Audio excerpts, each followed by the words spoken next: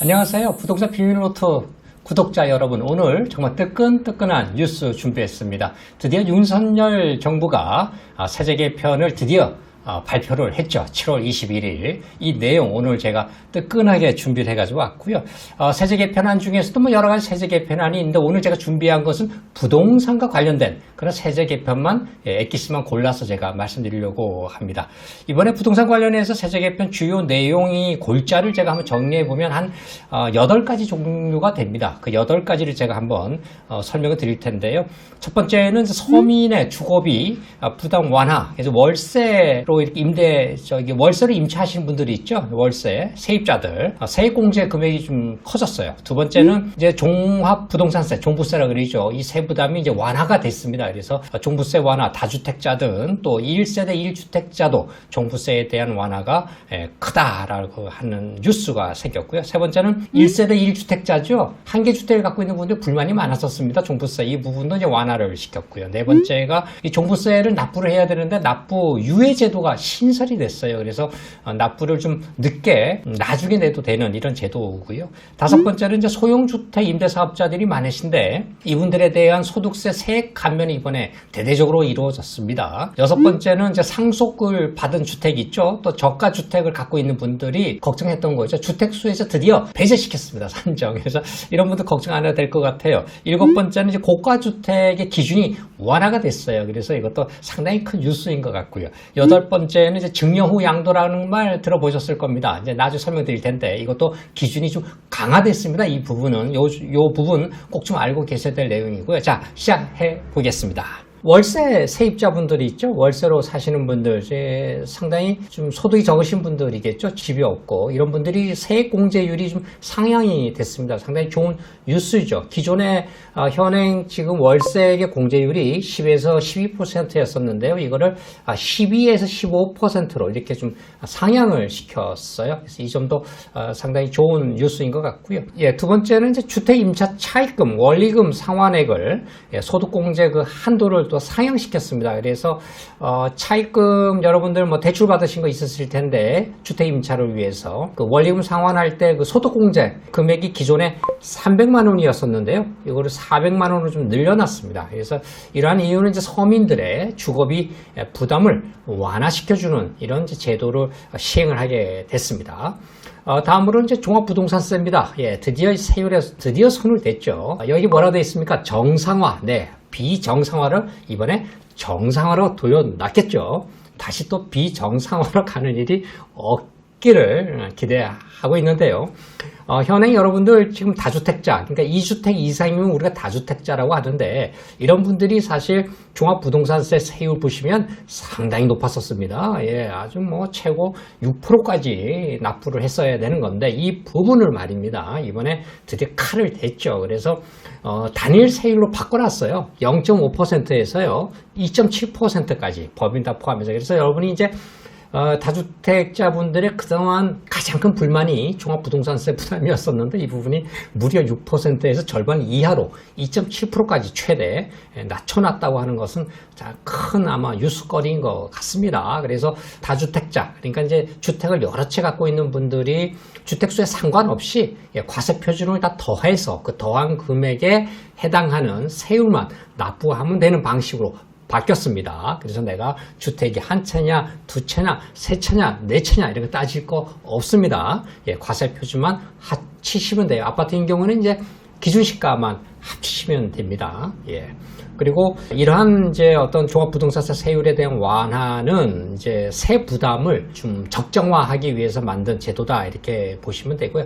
문제는 이 제도의 시행은요 2022년이 올해가 아닙니다. 불행히도. 해서 올해까지만 이번에 이제 6월 1일자 기준이죠. 그래서 12월에 납부를 하게 되시는 종합부동산세는 기존 현행대로 가는 거고요. 2023년입니다. 예, 내년부터 이제 납세 의무가 성립하는 분부터 이 개정안이 적용이 된다라는 점 기억하시면 좋습니다.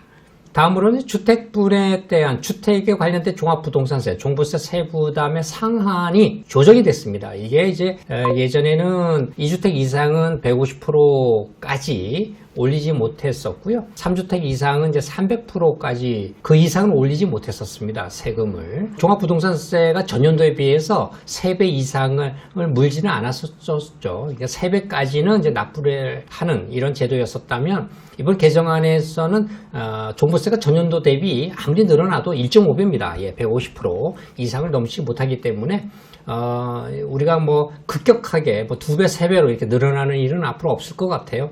이런 이제 상한 제도도 역시 세부담의 어떤 급격한 증가를 방지시켜서 납세자들이 예측해서 납부할 수 있는 수준으로 맞춰놨고요. 요 개정안도 역시 2023년 내년부터입니다. 내년 이후에 납세분에 대해서 적용하는 거니까 올해까지는 기존 현행대로 적용이 된다라고 보시면 됩니다. 그 다음에 이제 크게 또 변한 부분이요. 종부세에 대한 기본 공제 금액이 크게 변했어요. 그동안에 이제 다주택자분들 종부세에 대한 기본 공제가 6억 원이었었는데 이게 9억 원으로 드디어 상향 조정됐습니다. 이 부분도 다주택자분들 아마 환영하는 뉴스인 것 같고요. 특히 이제 1세대 1주택자들 요즘은 뭐 고가 아파트 얼마나 비쌉니까? 강남에 이런 게 이제 기준가 11억에서요. 이것도 1억 원 더 높여서 12억 원까지 공제해 주는 걸로 됐죠. 그래서 여러분이 종합부동산세를 예를 들어서 기준가가 뭐 13억이라고 치면 아파트에 여러분 갖고 계신 아파트가 그럼 12억까지는 세금이 없고요. 추가되는 1억에 대해서만 종부세를 납부하면 되는 거죠. 그래서 가장 큰 뉴스는 6억에서 9억으로 크게 껑충 뛰었다라는 거. 다주택자분들이 그런 점에서 유리하다라는 걸 말씀드릴 수가 있고요. 이런 목적은 이제 어떤 기본 공제 금액을 현실화시킨 거죠. 예, 현실화시켰고. 이 부분 역시 2023년부터 적용을 합니다. 예.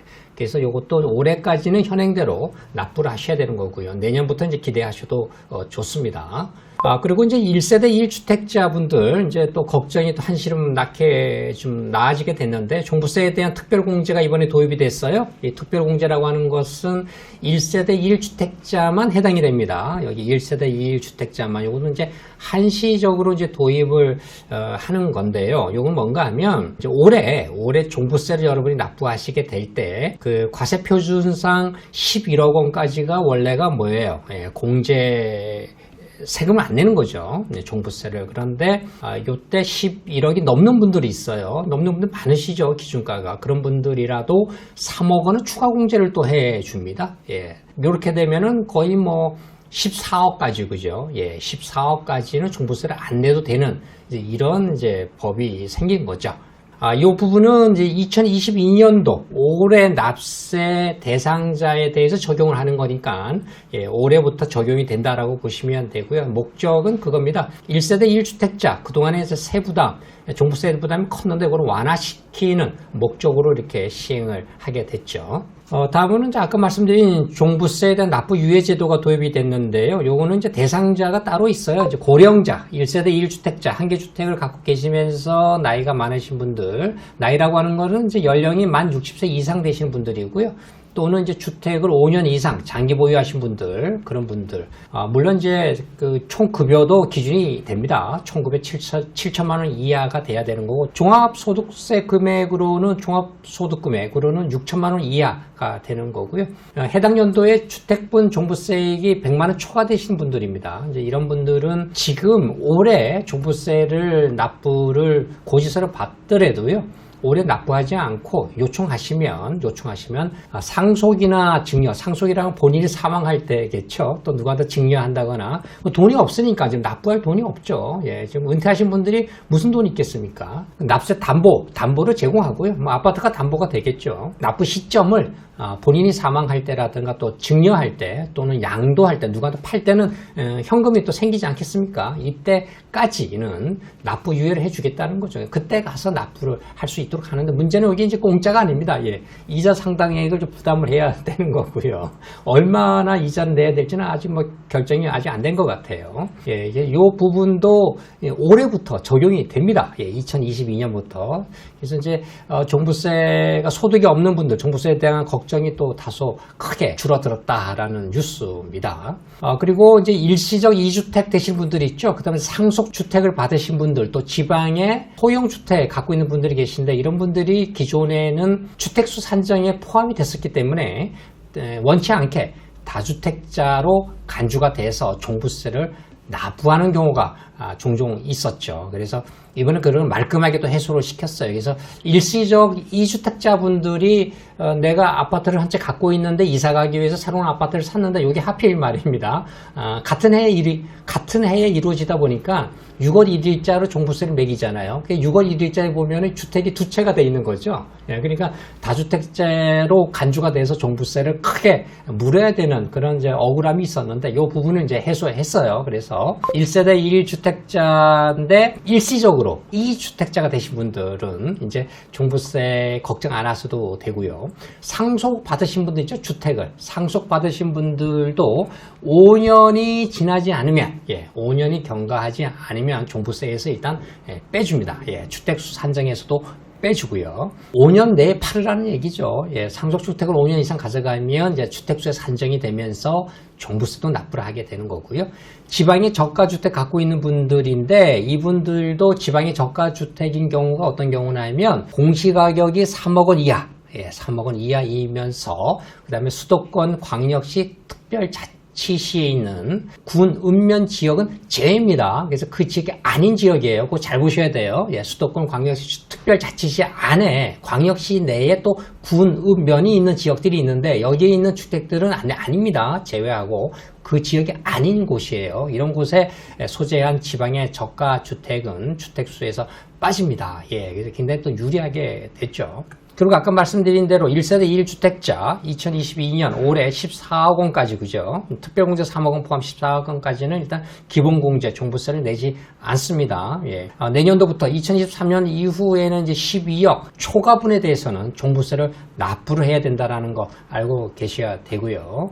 고령자에 대한 장기 보유 그 세액공제가 있어요. 일시적 2주택 또 상속주택 지방의 저가주택 외 주택에 해당하는 세액에 대해서는 또 고령자 장기 보유 특별 또 세액공제도 또 있고요. 이러한 종합부동산세 특례를 받으시려면 여러분 가만히 있어서는 안 되고요. 9월 달에 9월 16일부터 9월 30일까지 관할 세무서장에게 신청을 하셔야 된다는 거 꼭 기억하셔야 됩니다. 가만히 앉아 있으면 특례 못 받습니다. 사후 관리는 이제 요건이 미충족 시에는 나중에 합산되겠죠. 이자 상당히 또 추징도 당할 수 있는 거고요. 그건 당연한 얘기인 것 같고요. 이 적용 시기가 중요한데 이 특례는 올해부터 적용을 합니다. 올해부터. 그래서 상당히 이것도 꼭 좀 기억하셨으면 되고요. 그리고 이제 말씀드린 대로 고가주택에 대한 기준이 변했습니다. 이제 고가주택 그러면 예전에는 9억 그랬는데 기준시가 9억이었었죠.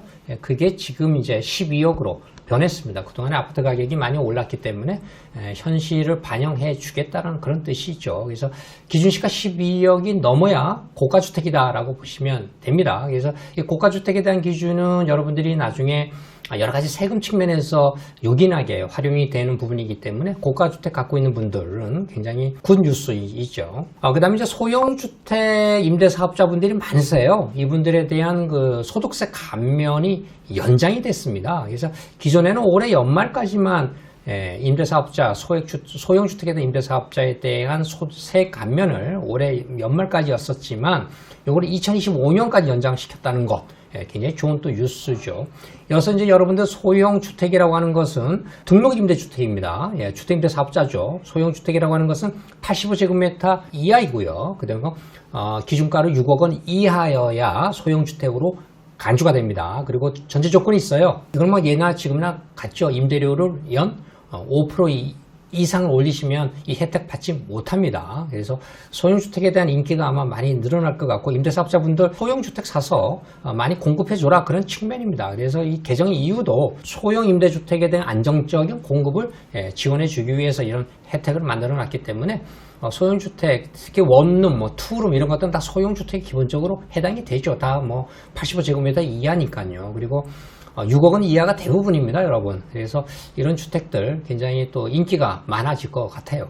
마지막으로 여러분, 양도소득세 2월과세 제도다. 이제 이게 좀 크게 손을 봤는데, 이건 좀 좋은 소식은 아니고요. 좀 강화된 소식입니다. 이게 무슨 얘기냐면, 그 증여 후 양도라는 거 들어보셨어요? 증여 후 양도. 예전에 이런 방법들을 많이 썼는데, 이 증여 후 양도가 이제 어떤 주택 이런 것들 증여하고 나서 또 토지가 됐든 상가가 됐든 증여를 하고 나서 증여 받은 사람이 뭐 자녀가 됐든 보통 받은 사람이 양도하는 경우가 있는데 양도할 때 증여를 받은 날로부터 5년 이내에 양도하잖아요. 그러면 그 양도세 계산할 때 불리합니다. 굉장히 불리해요. 무슨 얘기냐면 내가 증여한 시점이 취득 시점이 되는 게 아니고요.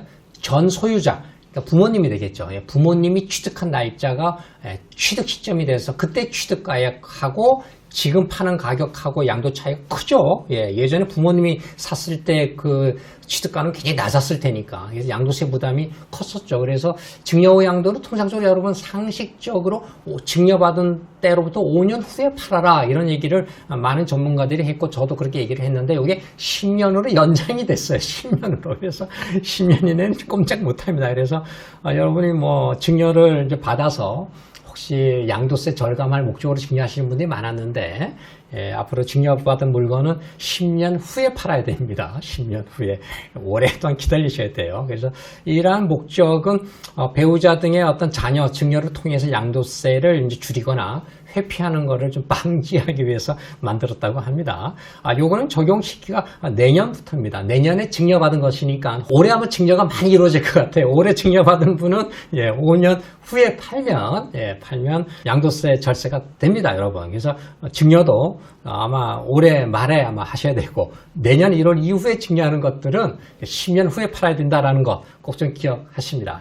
기억하시면 좋고요. 제가 이 시간에 이번에 7월 21일 발표된 종합부동산세라든가 정부의 세제 개편안 정리해 드렸습니다. 다음 시간에 제가 또 다른 소식 들고 찾아뵙겠습니다. 부동산 비밀노트 여운복 박사였습니다. 감사합니다.